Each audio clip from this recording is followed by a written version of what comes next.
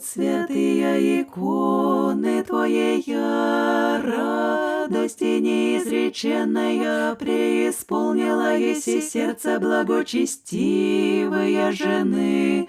О, пречистая владычице мира, всемощная царица радости, пресно Дево Твари, егда возвратила она и мужа, и сына, и достояние ея, такожде и всем нам милосердствуешь, и даруй исполнение благих желаний, источая преснотекущий источник радости молящимся Тебе, и вседушно вопиющим радость всему миру родившая, радости исполнения скудевающая чтущих Тя.